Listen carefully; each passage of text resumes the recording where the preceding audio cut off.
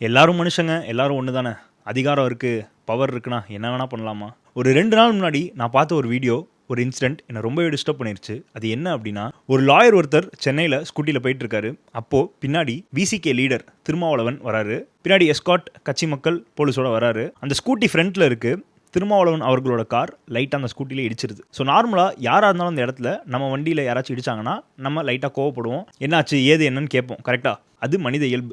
அதே தான் அந்த மனுஷனும் பண்ணியிருக்காரு. இத்தனைக்கும் அவர் ஒரு லாயர். ஏன் இடிச்சிங்கன்னு கோவத்தில் திட்டிருக்காரு. எல்லாரும் சேர்ந்து, கட்சி தொண்டர்கள், போலீஸ், திருமாவளவன் அவர்களோட தொண்டர்கள் எல்லாரும் சேர்ந்து அவர் ஸ்கூட்டியை தள்ளி விட்டு அவரை அடிச்சிருக்காங்க. ஸோ அங்கே அவரை தள்ளி ஓட அடிச்சிருக்காங்க. இவ்வளோ நடந்தும் திருமாவளவன் அவர்கள் காரை விட்டு இறங்கல. ஸோ இதுக்கு இவங்க சார்பில் என்ன ரிப்ளை பண்ணியிருக்காங்க அப்படின்னா, அந்த அட்வொகேட் வந்து வேணுனே அப்படி வந்து நின்னாரு, வேணுனே ஒரு அட்டென்ஷன் கிரியேட் பண்ணாரு, அவர் ஒரு பிஜேபி ஆளு, சின்னுண்டு விஷயத்த ஊதி பெருசாக்கிட்டாங்க, அப்படிலாம் ஒன்றுமே நடக்கல, நான் இடிக்கவே இல்லை, வேணுனே எனக்கு எதிராக செயல்படுறாங்க, மற்றவங்களாம் அடிச்சதே தெரியாத மாதிரி சொல்லியிருக்காரு. இது பார்த்தோன்னே எனக்கு ரொம்பவே வருத்தமாக இருந்துச்சு. உண்மையாகவே அந்த லாயர், அந்த மனுஷன் திருமாவளவன் அவர்களுக்கு எதிராக பண்ணணும் இல்லை வேணும்னே பண்ணுறாரு அப்படின்னா சரி ஏதோ ஓகேன்னு சொல்லலாம். ஆனால் அப்பயும் வயலன்ஸுங்கிறது எதுக்குமே பதில் கிடையாது. ரொம்ப தப்பான விஷயம். ரெண்டாவது, இவர் கீழே இறங்கி ஏதோ ஒன்று சொல்லியிருந்திருக்கணும், அங்கே ஸ்டாப் பண்ணியிருக்கணும், இன்சிடென்ட்டை ரெஸ்பான்சிபிலிட்டி எடுத்துருக்கணும். அது பண்ணல. இந்த ஃபுட்டேஜில் இடித்த மாதிரி தான் தெரியுது என் கண்ணுக்கு.